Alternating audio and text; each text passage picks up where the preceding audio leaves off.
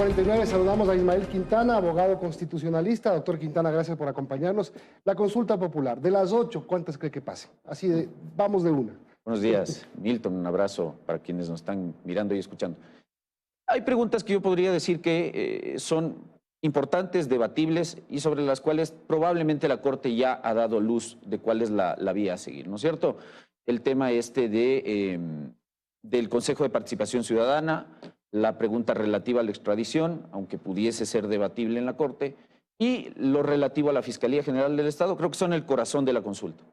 Pero de ahí hay otros... Lo que le interesa de fondo al gobierno. Efectivamente. Pero de ahí hay otras preguntas que yo diría son relleno constitucional, maquillaje, y que posiblemente van a ser calificadas por la Corte, pero no van a tener una incidencia en beneficio no solo de la ciudadanía, sino también en profundos cambios constitucionales. Es más, hay preguntas ahí que ni siquiera requieren modificación constitucional. Las dos últimas relativas al medio ambiente son preguntas que francamente incluso leyendo los anexos no se entiende, porque el tema de la protección de los recursos naturales ya está previsto en el artículo 405 de la Constitución. Entonces no entiendo a qué quiere ir el presidente con esas preguntas, que aunque fuesen calificadas no surten ningún efecto. Lo propio con la pregunta relativa a los movimientos políticos, es una pregunta que ya está en la Ley Orgánica Electoral desde el año 2020, el artículo 322, la disposición transitoria séptima de la ley reformatoria a la ley electoral, ya establecen estas dos cuestiones,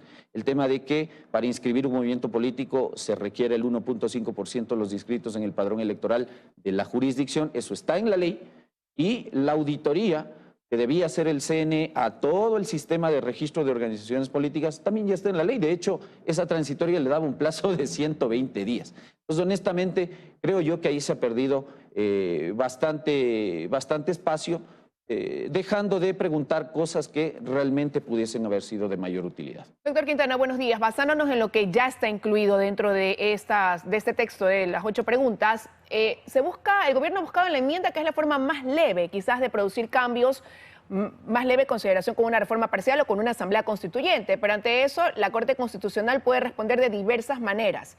Partiendo de lo que usted acaba de decir, de que no todas las preguntas a lo mejor encajan dentro del marco de la enmienda, ¿cuáles pudieran ser los escenarios en los que va a pronunciarse la Corte Constitucional, quizás? Buenos días, Liz. A ver, hay cosas sobre las cuales uno podría anticipar sin tener una bola de cristal ni la capacidad de adivinar el futuro, pero basta leer los señalamientos de la Corte Constitucional que ya se han dado en temas previos. Por ejemplo, la polémica pregunta número 1 relativa al rol complementario de las Fuerzas Armadas, la Corte va a tener que entrar en una dicotomía porque la modificación al 158 de la Constitución ya fue permitida vía enmienda constitucional en el año 2014 por la Corte de ese entonces, la Corte correísta, pero declarada inconstitucional finalmente por la forma en el año 2018. Entonces, podríamos decir, ahí hay ya un antecedente, pero la serie de dictámenes que la Corte actual ha dado en materia de estado de excepción, sumado a la declaratoria de inconstitucionalidad que se dio el año anterior al acuerdo ministerial que establecía que, sin necesidad de estado de excepción, Fuerzas Armadas complemente a Policía Nacional en tareas de seguridad interna, la Corte se bajó en 3 patadas de ese acuerdo ministerial,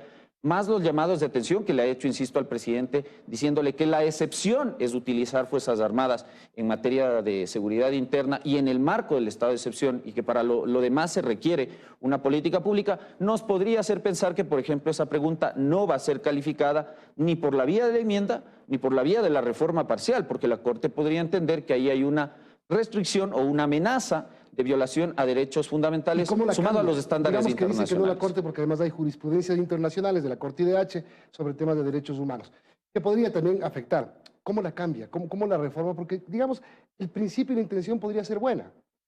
O la seguridad, lo que sea. Sí, a ver, yo puedo entender que en el imaginario de la gente está el hecho de que si Fuerzas Armadas no están dedicadas a sus labores fundamentales, porque la gente cree que no estamos en guerra, entonces no es necesario Fuerzas Armadas.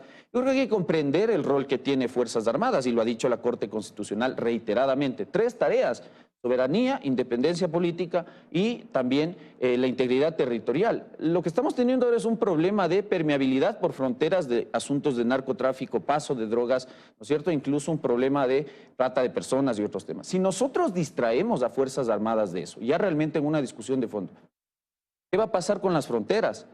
Si es que Fuerzas Armadas van a tener que estar como una especie de segunda Policía Nacional. Entonces, la respuesta no es poner a Fuerzas Armadas fuera del campo de sus atribuciones constitucionales, sino realmente lo que la Corte le ha dicho: fortalezca la política pública de seguridad interna y entienda que el rol de Fuerzas Armadas es no solo complementario, sino que es excepcional y en el marco de un estado de excepción. Entonces, ¿qué puede hacer el presidente? No insistir en algo sobre lo que ya se sabe que la Corte tiene una posición, con la que podemos estar de acuerdo o no, pero finalmente es una posición que puede dar paso o no a esta pregunta. Pero quizás, aunque ya la Corte se ha pronunciado anteriormente en alguno de los temas, quizás los argumentos son los distintos, las situaciones han variado y decían desde la asesoría jurídica de la presidencia que aparte en otros momentos la Corte se pronunció quizás en torno a una reforma, no una enmienda en estos temas, no en todos.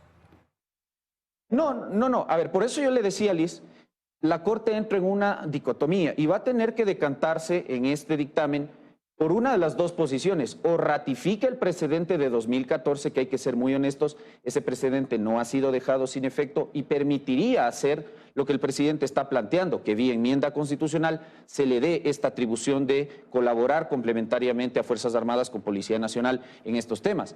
El problema es que ese es un precedente de la Corte anterior.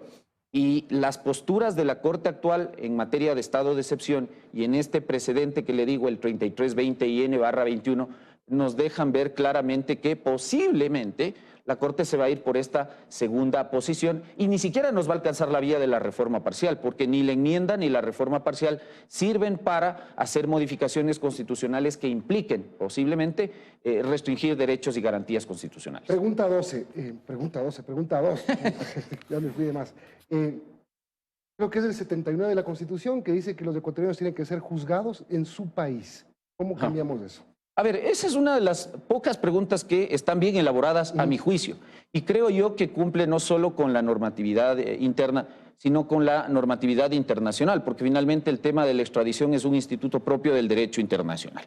¿Qué hay que hacer? Lo que está proponiendo el presidente: enmendar el 79 de la Constitución para abrir esta posibilidad de, en este caso de delitos de crimen transnacional, permitir la extradición de ecuatorianos. Contra los derechos humanos. Ahí vamos a entrar en una discusión. Por eso le digo, mi posición es que yo no creo que la prohibición de extradición de ecuatorianos se trate realmente de un derecho fundamental. Más allá de que Ecuador tiene una larga tradición constitucional, al menos desde la Constitución del 46, la del 67, 78, 98 y la actual, de proscribir extraditar ciudadanos ecuatorianos a territorio extranjero. Evidentemente, en esos casos, el Ecuador tiene que juzgar a estas personas en territorio ecuatoriano al amparo de la legislación ecuatoriana. Eso es lo que tenemos ahora.